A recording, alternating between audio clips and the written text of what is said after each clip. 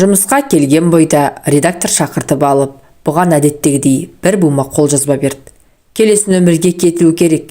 Ертең жұмыс аяғына дейін басып таста. Бірақ қазір оқып шық. Түсінбеген жерің болса, сұрап ал. Өткен жолғыдай шүпірлеген қате жіберіп басымды қатырма, деді нығыздап. Бастықтың аты Бастық, бірақ бұл кісі Ақнұрдың бұрынғы бастықтарының біреуіне де ұқсамайды. Жұмысқа жұрттан бұрын келеді, жұрттың бәрінен кейін қайтады. Өте ұқыпты, терең білімді. Бұрындары биік лауазымды қызметтер атқарған көрінеді. Олардан да не үшін босап кеткенін редакциядағы әйелдер тік мінезі мен шыншылдығынан көреді. Енді өзінің жеке меншік газетін ашып соны басқарады. Ақнұрдың мұнда оператор болып жұмысқа орналасқанына бір айдан асты. Бастықтың ыңғайын байқап берген тапсырмаларын тап-тұйнақтай орындайды. Тек соңғы рет түгелін түртіп берген қолжазбасын аса бір көңіл қоймай басқан еді. Енді міне сөз естті. Жалпы Жаныс Бекетович ешкімге дауыс көтеріп ұрыспайды, ақырын ғана батырып айтады. Содан ақ жаның шығып кете жаздайды. Бір жақсы жері, кейбір басшылар сияқты қарамағындағы қыз келіншектерге тиісіп, орынды-орынсыз әзіл айтып, реті келсе кафеге шақырып, әурелемейді.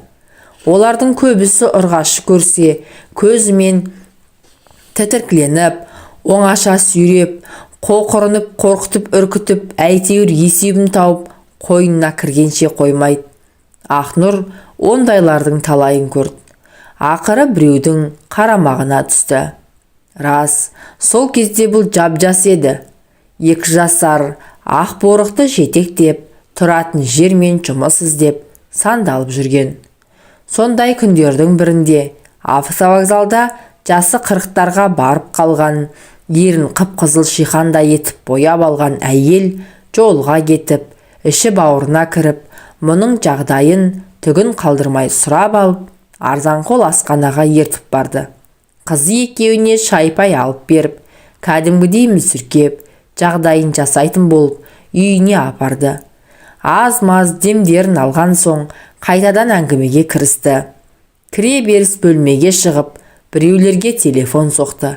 Ертеңіне мұны жетектеп, қала сыртындағы маңдайында Ақтас өндірістік тәжірибе станциясы деп жазылған, айналасы темір тормен қоршалған, көлемі ап-чаптырым ферма тақтілес жерге алып келді. Бастығы әйелдің жасына шамалас, қара торы, көзіне көзілдірік киген, жылдам сөйлейтін кісі екен. Ол бірден мұны сұрақтың астын алды. Қай жердің қызысың? Отбасылық жағдайың, білімің қандай? Мамандығың бар ма? Жасың нешеде? Бәрін мына қағазға жаз, деп ақ парақпен қарындаш ұсынды. Бұрын өз білгенше бәрін жазып шығатын әдетімен шықты. Тағы да сұрақ қойды. Күйеуің не істейді? Неге жазбағансың? Біраз ойланып барып, ақыры әйел, күйеуім жоқ, болған емес, деп жауап берді. Онда қалай? Қызым бар депсің ғой. Мені біреу зорлап, ұстатпай қашып кеткен. Да. Сен былай етесің. Осында 4-5 бөлме жатын орын бар. Соның біреуіне орналасасың. Майда балаларға қарайтын әйел бар. Қызыңды жұмыс уақытында соған тастайсың. Өзің мал сауасың. Я, сиыр сауасың, бие сауасың. Тіпті ешкі де сауасың. Ол қолыңнан келетін шығар. Ауылдың қызысың ғой. Білмесең үйретеді. Бәрі дұрыс сияқты еді. Бәленің бәрі 2 ай өткен соң, мұны бастықтың өзіне хатшы етіп алғаннан соң басталды. Ең алдымен қалаға барып, бастан аяқ киіндірді. Тіпті әтір сабын, тіс пастасына дейін алып берді. Қонақ үйдегі кафеден тамақтандырды. Сенің жаңа жұмысыңа орналасқаныңды жуамыз деп, бұған қояр да қоймай жалынып шампан ішкізді. Бастық енді бөлмеге кіргізіп алып, зорлайтын шығар деп, Ақнұрдың зәре ұшты. Не жеп не ішіп қойғанын білмеді. Шампан емес, тура ушкендей болды. Жоқ, Құдай сақтады. Жарық барда станцияға қайтып оралды. Қызын алып келіп құшақтап, сүйіп, өз-өзіне келген Ақнұр қайта бұл кісі дұрыс адам екен ғой деп ұнатып қалды. Жаңа жұмысына құлшына кірісіп, компьютерді жап-жақсы игеріп алды. Бірақ ертерек қуанып қойыпты. Тағы бір 10 шақты күн өткенде бұлар қайтадан қалаға жол тартты. Бастық 1-2 мекемеге кіріп, жұмысын бітірді де, өткендегі қонақ үйдің кафесіне келді. Тамақтың түр-түріне тапсырып жіберіп, армян коньягын алдырды. Ақнұр, бүгін менің туған күнім. Бұл күнді мен сенімен бірге өткізгім келеді. Сенің жұмысыңа, мінез құлқыңа ризамын. Сондықтан да сенімен бірге болғым келеді. Сен жақсы келіншексің, адалсың, көп қиындық көргенсің. Сол үшін де әрбір күніңді көңілді өткізуің керек. Мына бір ұрттам коньяктан алып қояйық, деді сұраған кейіппен. Жоқ, кешіріңіз ағай, мен ішіп көрмегенмін, деп шылжылдады Ақнұр. Басекең оған көнер болмады. Мұның шампаннан айырмашылығы шамалы. Екеуі де жүзімнен жасалған. Нанбасаң аз ғана ішіп көрші. Ішпесең енді ренжимін. Соңынан мына кока-коланы ішіп жібер. Мақұл, бір ұрттап көрейін. Онан соң қинамаңыз. Бір ұрттап артынан кока-коланы ішті. Жоқ, қиын емес екен. Сұранып қоймаған соң тағы 3-4 рет ішті. Жақсылап тамақ жеді. Одан кейінгісін бәрі кинодағыдай болды. Біраз демалайық деп жоғарыдағы бөлмеге көтерілді. Бастық не бір әдемі сөздерді айтып, бас салып сүюге кірісті. Ақнұрдың қарсыласуға шамасы жоқ еді. Былқ-сылқ еткен бұл көп ұзамай бір рахат құшағына батып кеткен. Содан ертеңіне түске жақын әрең оянды. Қасында тыржалаңаш қорылдап ұйықтап жатқан еркекті көріп жүрегі ұшты. Орнынан қарғып тұрып әжетханаға жүгірді. Лоқсып құсты кеп, көзінен жас парлап өлгенше жылады.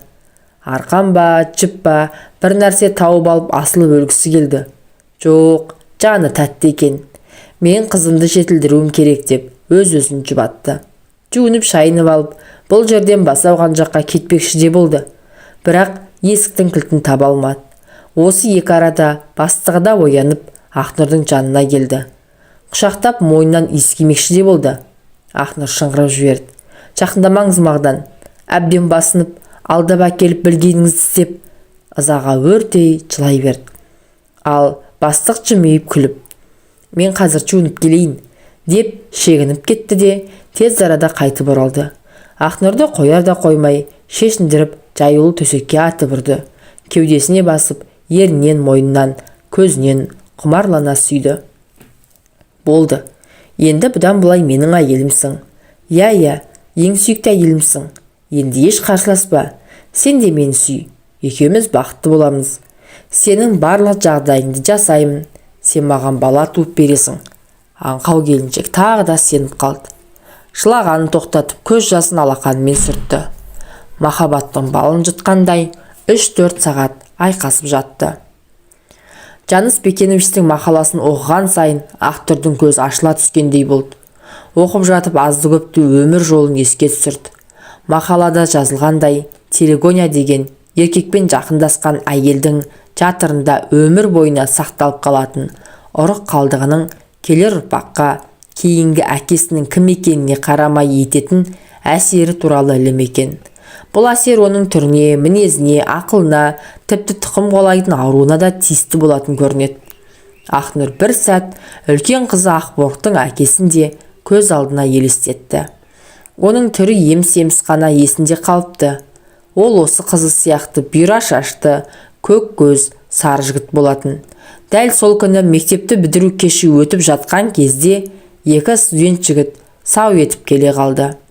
Сол жылдары қаладағы институт студенттермен ресми достық орнататын мода бар еді. Келе сала ән мен биді қыздырып, кештің көркіне айналды. Өздерін Баха, Марат деп таныстырған олар түн жарымда екі қызды қаланы аралатамыз деп таксилеріне мінгізіп алып кетті. Қаланы ары-бері аралатып, қызыл шарапты бір стаканмен бөліп ішіп мәз болысты. Таң ата әбден сілеулері қатқан бұлар студенттер жатақханасының қуықтай бөлмесіне қонып шықты. Ертеңіне тағы бір таксиді ұстап, қыздарды отырғызды да, жігіттер 3-4 күннен соң келеміз, одан әрі оқуға кіргіземіз деп уәдені үйіп төгіп қала берді. Қыздардың жүрегін жаралап, арын айрандай төккен олар 3-4 күн емес, 3-күйлі жоқ болды. Ақнұрдың қасындағы кластасының діні қатты екен, жігітті жолатпады. Ал бұл болса, өзінің 2 қабат екенін бірақ білді. Оңашада жылап сықтады, ұяттан жерге кіріп кете жаздады. Амал жоқ, анасына айтуға мәжбүр болды. Сорлы анасы өкініштен күйіп жанды. Ақыры өз қолын өзі кесе ме, қалада тұратын сіңлісінің үйіне апарып тастады. Ақнұрды сағалатқан әпкесінің де шиеттей бала шағасы бар еді. Сөйте тұра 2 жерде еден сыпырушы болып жұмыс істейтін. 1-2 сағат уақыт тауып, Баха деген әлгі сұмырайды іздеп, қаладағы 10 шақты оқу орнының есігін тоздырды. Расында бұлар Баханың не атын, не фамилиясын білмейтін еді. Не керек, оны сыртынан қарғап-сілеп іздеуді тоқтатты. Ақборық 2-ге толғанда Ақнұр көше кезіп жұмыс іздеді. Оның ақыры жоғары айтқандағыдай болды. Бұл тағы да бір қыз туған соң, тәжірибе станциясының бастығы алдымен жұмыстан қуылып, көп ұзамай сотталып кетті. Ақнұр тағы да далада қалып, әпкесіне қайта оралды. Келгеніне 2-3 күн өткенде, үйінде күйеуі жоқ кезді пайдаланып, нағашы әпкесі мұны жер-жебіріне жеткізіп ұрысты. Әй, сорың құрғыр, сен ауылыңда анаңды, бауырыңды, мұнда мені жездеңмен қосып қарабет қылып жүргенімді білесің бе? Сенің мына басыңда тауықтың миындай ми бар ма өзі? Не деген жетесіз едің? Ят та жоқ, аят та жоқ. Көрінген еркектің астына жата кетесің. Не өліп кетпейсің яттан? Неге кірмейсің қара жерге? Біріншіңді кешірдік, әлі есі кірген жоқ қой деп.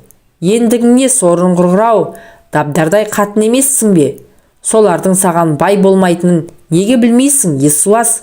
Бұтыңдағы екі еліңе неге болмайсың?